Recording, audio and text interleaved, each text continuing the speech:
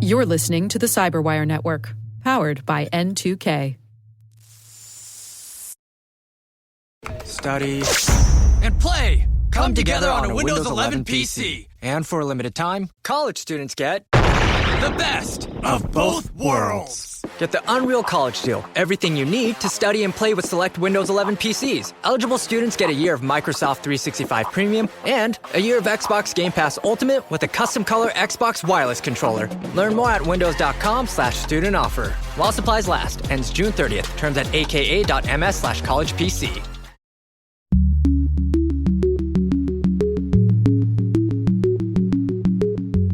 Hello, everyone, and welcome to Caveat, N2K Cyberwire's privacy surveillance law and policy podcast. I'm Dave Bittner, and joining me is my co-host Ben Yellen from the University of Maryland Center for Cyber Health and Hazard Strategies. Hey there, Ben. Hello, Dave. And our N2K colleague and author of the weekly Caveat newsletter, Ethan Cook. Hey, Ethan. Hey, guys. On today's show, we are unpacking Supreme Court deliberations on geofence warrant requirements.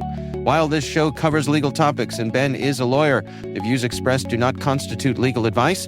For official legal advice on any of the topics we cover, please contact your attorney.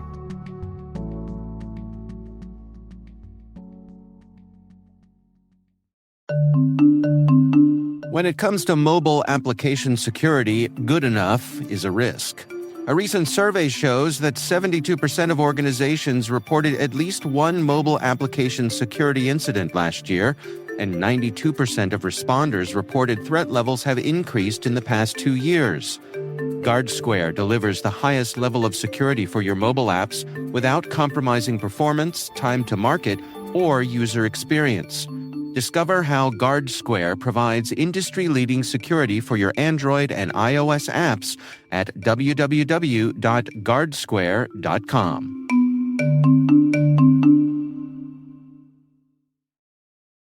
All right, gentlemen, it's a busy, important week when it comes to cyber policy and the Supreme Court. Ben, why don't I give you the honors to give us a little description of what exactly is going on? So it was basically Christmas for Fourth Amendment nerds. This is the Chatrie v. United States case that came up for oral argument yesterday as we're recording this. Mm-hmm. Highly anticipated.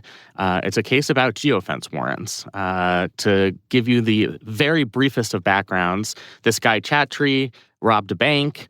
They didn't have any evidence about who had committed the robbery, so they were able to obtain geofence data from Google. Just through investigative methods, narrowed the search to a few people, ended up realizing that Chatrie fit the pattern. He was arrested, prosecuted. He's appealing, saying that this was an unconstitutional search, that the method of going to Google and asking for all of the people who were in a particular area at a particular time violates the Fourth Amendment. This brings up not just one Fourth Amendment issue, but a whole lot of Fourth Amendment issues. So I'm going to try and break it down as cleanly as I can from oral arguments yesterday, just because there are a lot of layers here. And if I had to guess, not to give away the ending to this is going to be some type of 4-4-3 decision. I guess that doesn't add up with 9 justices. It's going to be 3-3-3, where they agree on some things and disagree on others, and there are 9 concurrences and 4 different dissents, just because there's so many different issues that if some justices agree with each other on one aspect of the case, odds are they're going to disagree on another aspect of the case, if that makes sense. Yeah.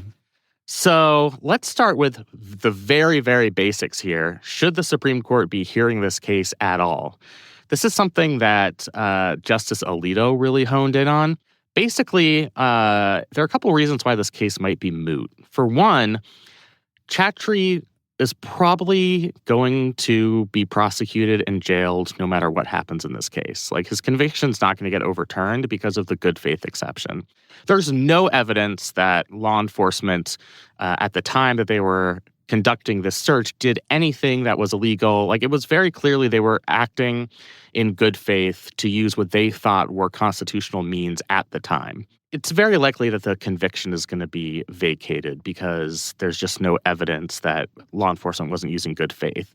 And so what Justice Alito was saying was, and actually got good laughter from the room. Like, why are we taking this case besides the fact that 4 of my colleagues voted to take it up? Like, there's no actual case or controversy here. Well, isn't that enough? Exactly. I mean, I'm sure he got a little chuckle from the other justices. Yeah. The other thing is that Google decided in 2023 that they were not going to retain data that they had been giving over to the government when they were receiving these geofence warrants or subpoenas. So now that location data stays with the individual, stays with the devices. Google no longer has access to it. So there's a question about, since Google changed its policy, is this case kind of mooted because it's not going to be replicated in the future? And I think Well, Google's not the only data broker in town. exactly, and that's what the justices were saying. Like, Okay. they are the biggest fish in the pond when it comes to collecting location data, because most people use Google applications, whether it's Chrome or Google Maps. Yeah. But they're certainly not the only player, and we need to have some type of settled law as it relates to other data brokers. So we have to resolve those issues first. Then we get into the Fourth Amendment stuff. So there's basically 2 inquiries here. One is whether or not this is a search, and that took up a lot of the oral arguments. So Fourth Amendment bans unreasonable searches and seizures. Implicit in that is that you have to have a search. If it's not a search for constitutional purposes, then the government can basically do what it wants. They don't need to get a warrant supported by probable cause. And there are a couple of different theories about determining whether something is a search. The historical theory that we've talked about a million times on this podcast is about a reasonable expectation of privacy. Mm-hmm. Does a person have a subjective expectation of privacy? And is that one that society is willing to recognize as reasonable? And that kind of line of cases goes all the way through Carpenter, where you have this analysis looking at what did the person expect? Did they think that they were keeping their location information private and viewing it through that lens? And I think the justices were having a very difficult time answering that question because there's just a lot of factors here. Like, should you have a reasonable expectation of privacy if you see the terms of service, you affirmatively have to agree with them, you have constructive notice in the terms of service that say you consent to lawful requests for your location data. And unlike a lot of other features on your device, you really have to opt into this. Like, the default is that you're not sharing your location services. So this is an affirmative decision that a person makes. So are they therefore forfeiting their reasonable expectation of privacy? I think a couple of conservative justices made arguments along those lines that this is a third-party doctrine case. They voluntarily submitted their records to third parties, and therefore they don't have any vested interest in those records. The other theory that they spent a lot of time on is more of a property-based theory. So this is something that Justice Gorsuch introduced in his dissent in the Carpenter case. But basically, the idea is even if you don't have something in your possession, you retain some type of property right over that information, and therefore you have Fourth Amendment protection in that information. So the analogy they mentioned 1 billion times in oral arguments is like a virtual safety deposit box or a lockbox. I don't have that in my possession. Like, think of a physical safety deposit box at a bank. I don't have that in my possession, but I'm the only person who can open it. I'm the only person who has the key. I control what information, which documents go in and out of that box. So that if you take that into the digital world, I think the idea there would be this would be an unreasonable search of somebody's papers because that person has a property interest. You're going into somebody's property and fumbling around for papers, which sounds like exactly what the Fourth Amendment was designed to prevent. Even if that property is on location at a bank branch. Exactly. Right. And there has been case law in the past that's indicated as such, that just because it's at the bank branch, obviously the person maintains some type of property interest. You know, it has all of the features of somebody's property interest. You can dispose of it. You have a certain level of control, of access controls that nobody else has.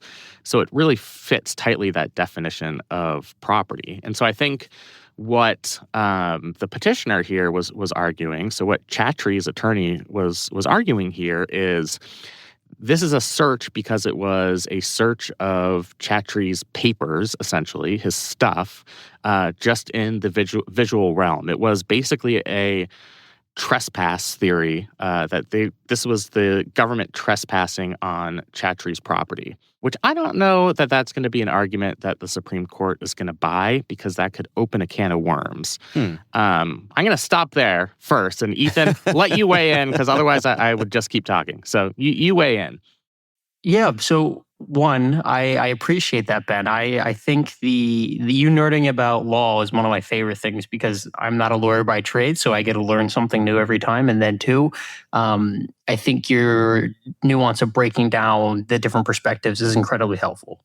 As someone who doesn't know a ton about the justices outside of their initial kind of confirmations and some rulings, and B, especially in cases like this, where from what I can tell, it is not split along party lines. It's not like, oh, Republicans are viewing it this way and Democratic justices are viewing it this way.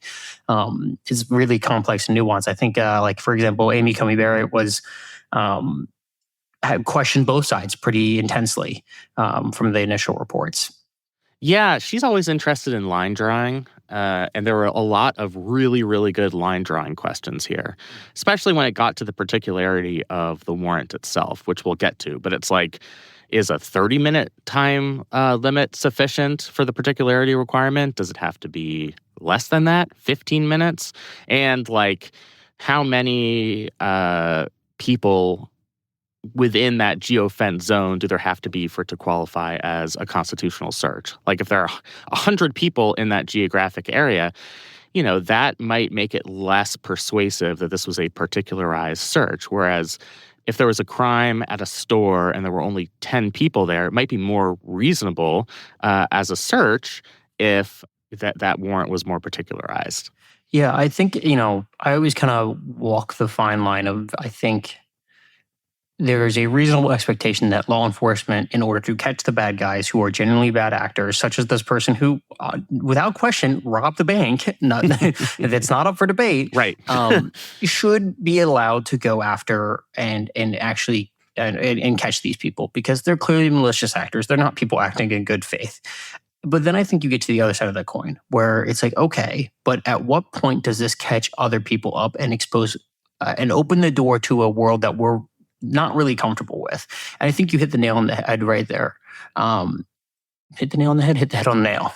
Hit the nail on the head. You got it right the first time. Okay. Yeah. The caffeine hasn't kicked in fully, yes. What is the scope of these searches? And I think the difference is, a lot of times when we talk about warrants or getting information on someone, you're requesting information on a specific person, and it is a very targeted, narrow focus, right?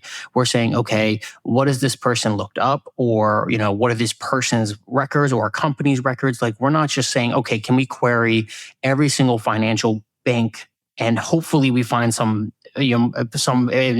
randomly find some evidence that works for us.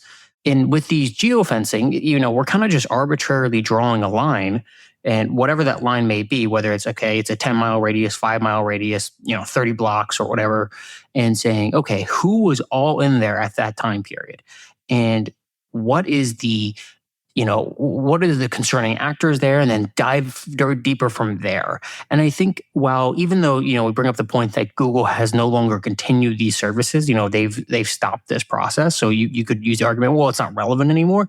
I think if you go by that argument, then it doesn't really actually solve the problem, because it just takes one other company who decides that, maybe we're a surveillance camera company and we're going to be like, okay, we're buddies, or we're former defense contractors, and we're just going to, wink, nudge, nudge this and do the exact same thing because it's legally ambiguous. And I don't think it's necessarily important for this individual person to resolve this, but for in the next 10 years, as surveillance only grows, like AI, whether we get to these places where we can really gather and aggregate data fast, this should be something that is resolved now and not in 10 years when it becomes absolutely catastrophic if it's not touched. So I agree with you, and I think that's a great point, and I think actually most of the justices would agree with you too.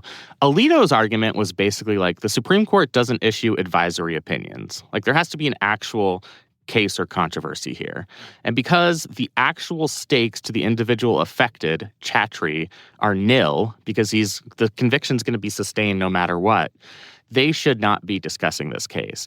What other justices and the petitioners argued is we need to settle this one way or another, maybe not just down the line, but also for Chatrie himself. I mean, maybe we need to let the Fourth Circuit, where this case originated, let them decide the whole good faith exception thing. We need to make a decision on the law here about what counts as a particularized warrant, even if that's the only decision we make, and leave it up to the lower court to determine how that applies to Chatrie. And I think in that case, you would have a live case in controversy. Counter-argument to that is it's so obvious that cops were acting in good faith. What's the point? We know how the Fourth Circuit's going to decide. I have a question. Yes. So it seems to me that fundamental to this case, and I'm curious if this line of questioning came up with the arguments, seems to me that fundamental to this case is whether or not location data can be used as a primary data source or a secondary data source. In other words, it's one thing if I come to Google and say, tell me everybody who was at this 7-Eleven on this day.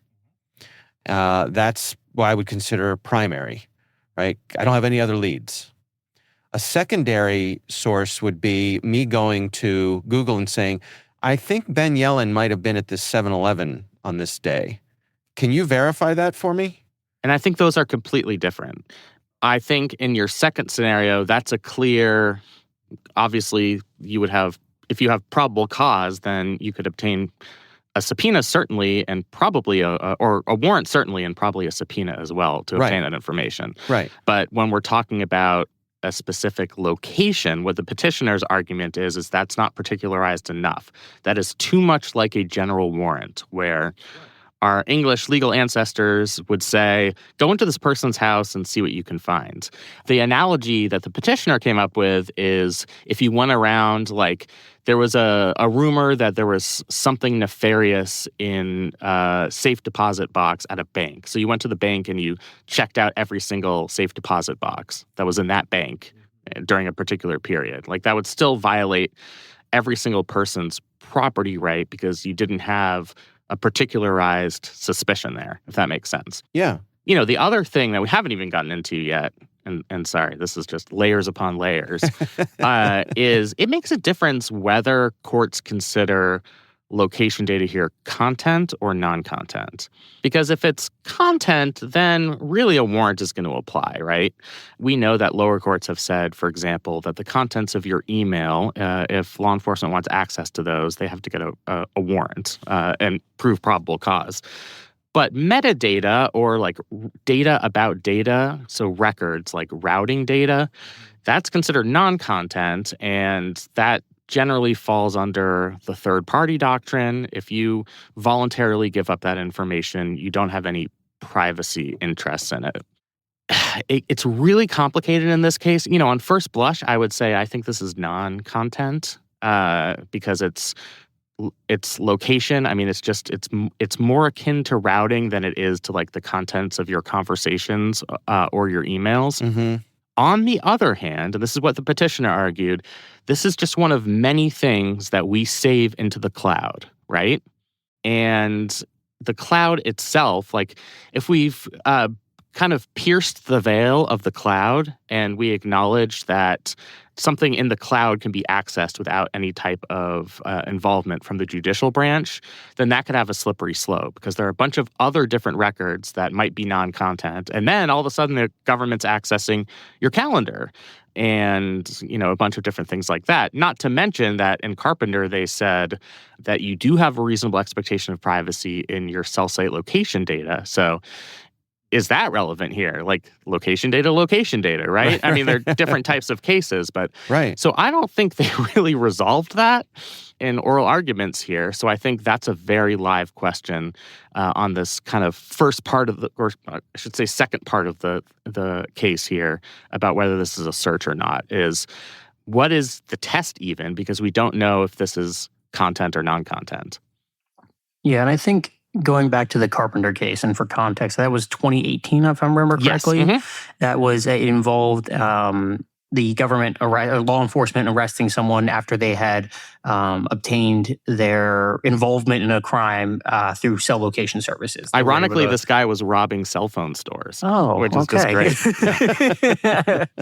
And they ruled, for context, they ruled that that was not, you could not just query that you needed a warrant and to go through the whole process, or the standard, I guess, should say, investigation process.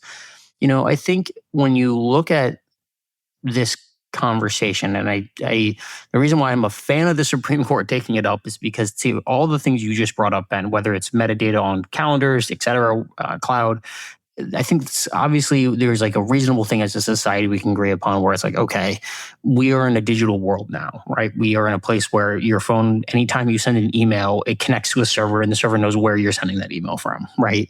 Or whatever it may be, that a certain degree of privacy is not expected anymore. But I think the argument that we should just blow the doors open to privacy and never even attempt to secure privacy or allow law enforcement to ignore any privacy requirements is where you get into this like really slippery gray slope, where I don't think that it's a problem in this individual case, as Alito alludes to, or I guess I should say outright says, but it certainly, for me at least, someone who's not necessarily a lawyer, but someone who is a big privacy advocate, I look at this and say, how does this not raise red flags across the spectrum? That we're catching someone up in a random thing, or it feels very almost like stop and frisk to a degree, right? Where it's just like, well, we're suspicious that you could be doing something, so we're just going to make sure that we just check in on that. And those were ruled unconstitutional for a reason, right? Because you can't just arrest someone because they look like they may be, a concerning actor.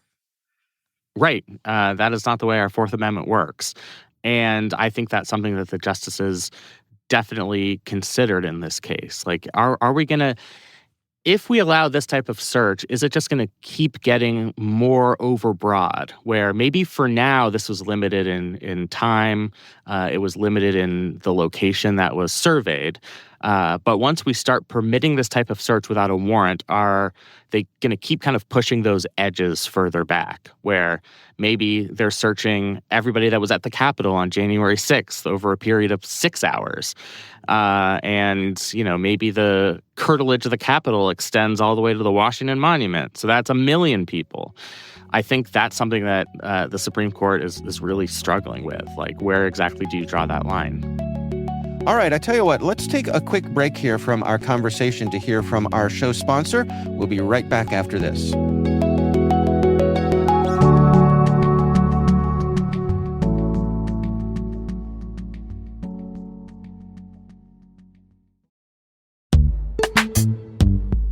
Most environments trust far more than they should, and attackers know it. ThreatLocker solves that by enforcing default deny at the point of execution. With ThreatLocker Allow listing, you stop unknown executables cold. With ring fencing, you control how trusted applications behave. And with ThreatLocker DAC, Defense Against Configurations, you get real assurance that your environment is free of misconfigurations and clear visibility into whether you meet compliance standards. ThreatLocker is the simplest way to enforce zero-trust principles without the operational pain. It's powerful protection that gives CISOs real visibility, real control, and real peace of mind.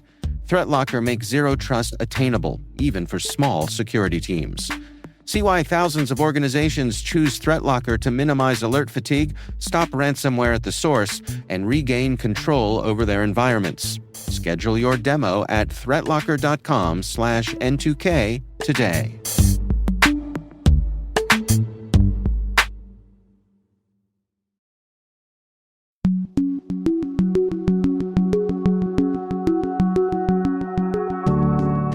All right, and we are back. Let me ask a hypothetical about, suppose a crime. Let me back up. I'm thinking of the people who get swept up in this who committed no crimes. So the hypothetical I'm thinking of is, what if a crime occurred at a controversial location? A crime occurred at a gay bar, a crime occurred at an abortion clinic. They talked about this in the oral argument, by the way. Go for it. Yeah, I mean, it's a great question. It implicates the rights of innocent people. In fact, there was a church near where Chatrie robbed the bank, and some of the people identified were not at the bank at all. They were at the church. And that matters because let's say you could confine the location just to the bank. Everybody there potentially is relevant to an ongoing investigation because they're either the perp or they were a witness. If you expand that surrounding area, then it gets really murky because those people, there's obviously no individualized suspicion of them. And now you're going to be obtaining their perhaps very personal location data just because they were, 100 feet away from where a crime took place in a completely different building. Like, it's a really difficult question to answer. Yeah. I can just imagine, we're looking for this crime that was committed at an abortion clinic, and across the street was the gay bar. And wait a minute, what's Senator Jankowicz doing at the gay bar in this day, right? Yep. And off we go. Yeah, I mean, one of the things that I forget which justice said this, but the way the Fourth Amendment works, there are crimes that take place at sensitive locations. But the way we've dealt with that in the past is you get a warrant. There has to be probable cause that a crime took place there and that you're going to get evidence of that crime. And when you do get that, some people who don't want to be implicated might be implicated. It sucks that there's a crime at an abortion clinic or a gay bar, but there is a legitimate law enforcement purpose to figuring out who was there at the time, who's there as a witness. So right. It is a complicated question. Yeah. One of the things that struck me in some of the reporting I've seen of this is that the justices didn't seem to be splitting across their typical ideological lines. That they did not. And maybe that's a segue into kind of the third inquiry here. So we've kind of talked about the first two questions, which is whether they should hear this case at all, and then whether this is a search. The most complicated question by far is, would this meet the Fourth Amendment's particularity requirement, where you have to have a warrant that particularly describes the things to be searched? And what complicates that question is there are actually 3 searches that take place here. So there's step 1, where Google searches its own location history database and returns anonymized device IDs that were within that geographic area. That's step 1. Step 2, police analyze movement patterns. So is this person coming from this house? And they request additional data on certain devices. So this person's suspicious. They went to, I don't know what would be suspicious before you rob a bank. Right, a gun store. There you go. And then there's step 3, which is the police obtain subscriber identifying information for selected devices. So I think everybody would agree that step 3 is a search and you need a warrant supported by probable cause because we're talking about an actual subscriber or individual. The question is whether the Fourth Amendment is triggered at step 1. And I think that's something that the justices just could not agree on. Is the Fourth Amendment implicated at all when Google is searching its own location history database and all they are giving to the government is anonymized device IDs? And it's up to the police to do the investigative work. I think there's a deep disagreement on whether that meets the particularity requirement. What the petitioner was saying is that this actually is a search, even if the data is anonymized. For one, they say any search occurs if private information is exposed to the government. And then this property theory they bring up again in the context of particularity. Google examining users' accounts is like ordering a banker to open thousands of safety deposit boxes to see which ones might be interesting. And I think they would see that as violating the particularity requirement, being too close to a general warrant. The government takes the other side, and they said that really it's only a search when somebody's identity is revealed. And to get back to your question, Dave, that was a long road. I think, from what I could tell, Justice Gorsuch, Sotomayor, and Kagan seemed very concerned about this question of particularity. And, Justice Gorsuch has kind of his own ideological posture on this. But he strikes me as a swing vote in this case, because I think he's generally, compared to the other conservative justices, more skeptical of law enforcement. And he seemed to be kind of confounded and confused about drawing a line about when the search begins here and how particularized the warrant has to be. And then you saw that from liberal justices as well. Whereas on the other side, you had Justice Jackson, who, well, she emphasized the privacy concerns with modern digital data, that people are constantly generating location data. She seemed kind of aligned with the view that Part 1 and Part 2 here don't qualify as Fourth Amendment searches, that it's really the private location data of an individual is where that search ends up attaching. I mean, that seemed to be the tenor of her questions. Maybe that was just her strategy for soliciting answers from the representative of the United States in this case. But I thought it was interesting that she was asking questions that would traditionally be associated with a more conservative position. So I'm looking at coverage from The Record, from Recorded Future. Their headline is, Supreme Court signals location data searches should require a warrant. You think that's a fair analysis? I really don't know.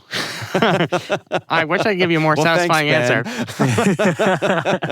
What I think is there are basically two options here. One, they could decide that question, or two, they could punt and decide on much narrower grounds, i.e., was this a search in the first place?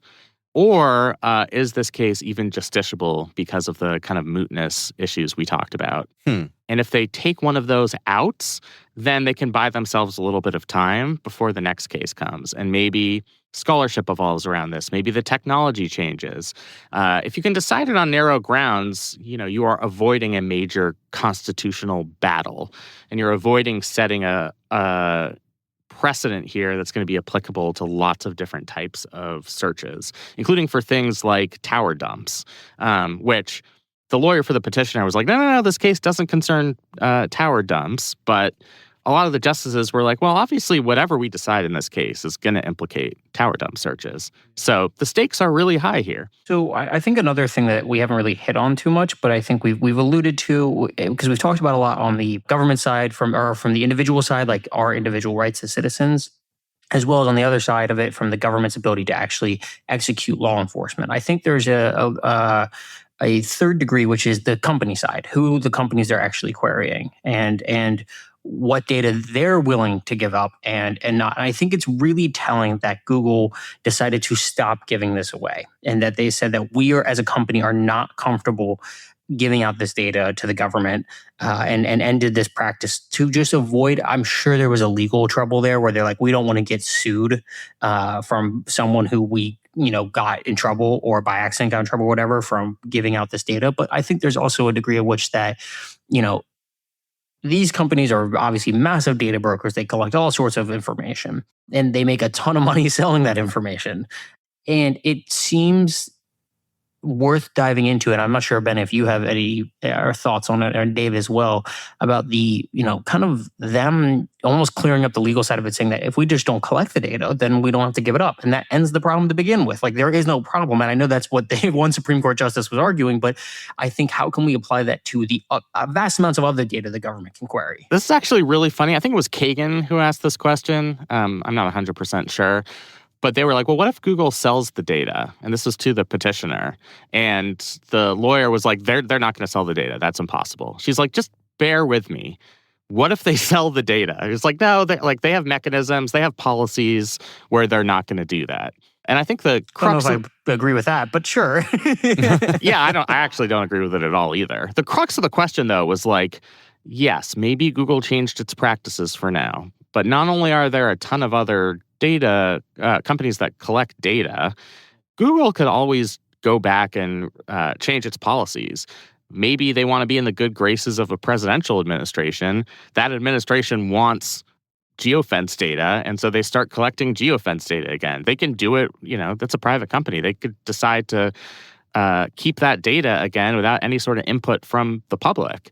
So the fact that they made a decision once to discontinue this collection, I think doesn't resolve the controversy here. And I would be disappointed if that's what the justices relied on in punting this case. Because there are just so many different things that Google could do and other companies could do that I think we'd need a firmer resolution here. So I have a general Supreme Court question for you, Ben, because what you were talking about brought up something I hadn't really considered before, which is, I guess my assumption had been that the Supreme Court has a fundamental desire for certainty. And what you're saying is that sometimes they may choose ambiguity and kick it down the road. Totally.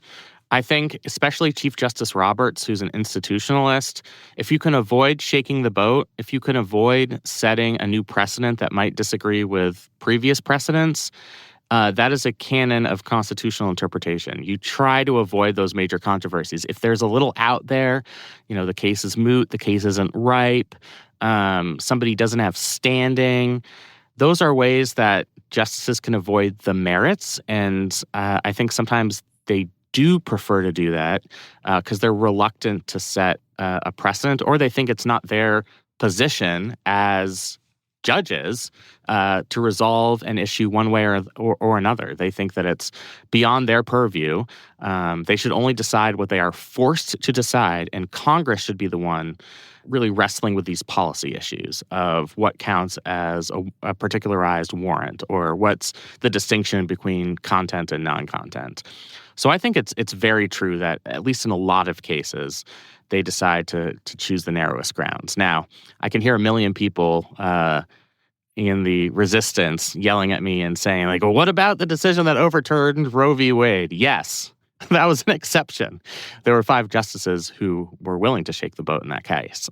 Chief Justice Roberts, who is conservative but was in the minority in that case, basically said, like, we decided a question that we weren't forced to decide, and that goes against his ethos of the Supreme Court.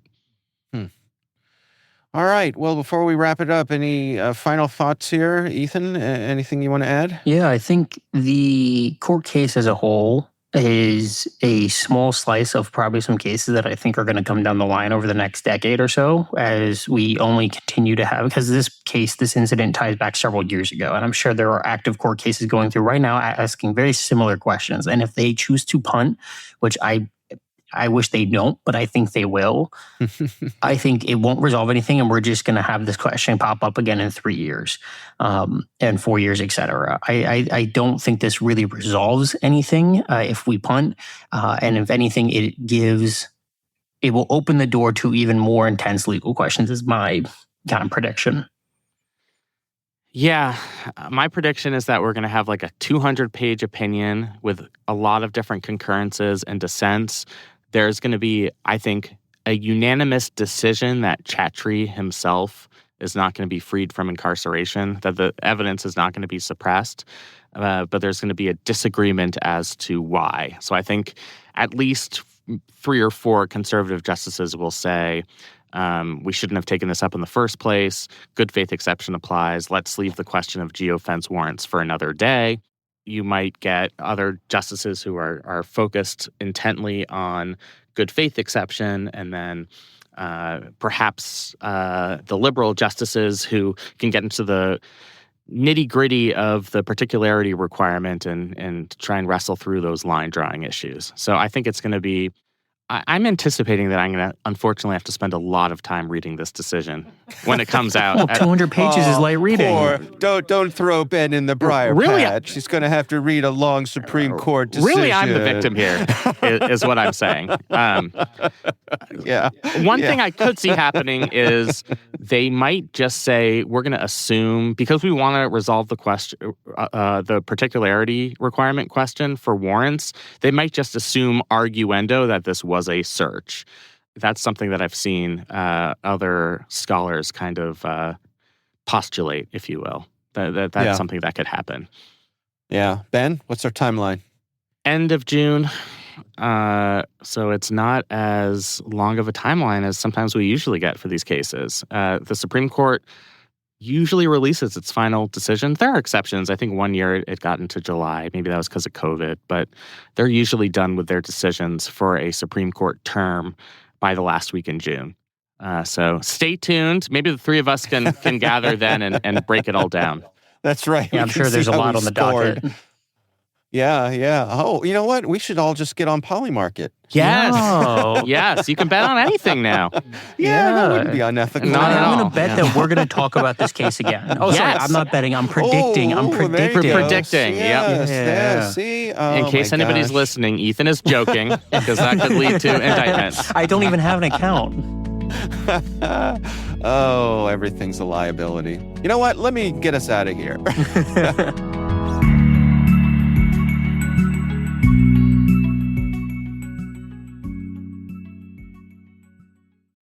So good, so good, so good. Spring styles are at Nordstrom Rack stores now, and they're up to 60% off. Stock up and save on Rag & Bone, Madewell, Vince, All Saints, and more of your favorites. How did I not know Rack has Adidas? Why do we rack? For the hottest deals. Just so many good brands. Join the Nordy Club to unlock exclusive discounts, shop new arrivals first, and more. Plus, buy online and pick up at your favorite Rack store for free. Great brands, great prices. That's why you rack.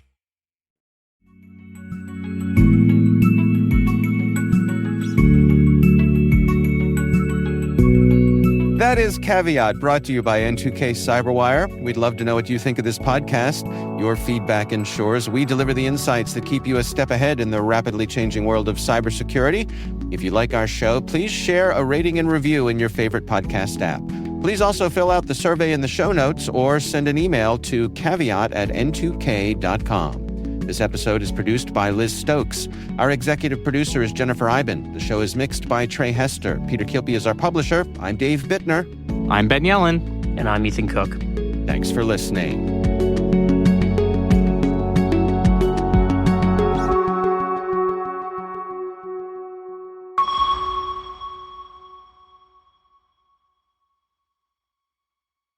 Hey, business owners, the NFL season is a big revenue driver. Now there's a smarter way to get ready. EverPass is the only authorized commercial platform for NFL Sunday Ticket, delivering every live out-of-market regular season Sunday afternoon game. Lock in the best offer now with up to 40% off, saving up to $2,500. For the first time, you can pay over 9 months. Get up to 6 free devices and a free bar kit. Sign up by April 27th. Visit everpass.com. Limited time offer. Terms apply.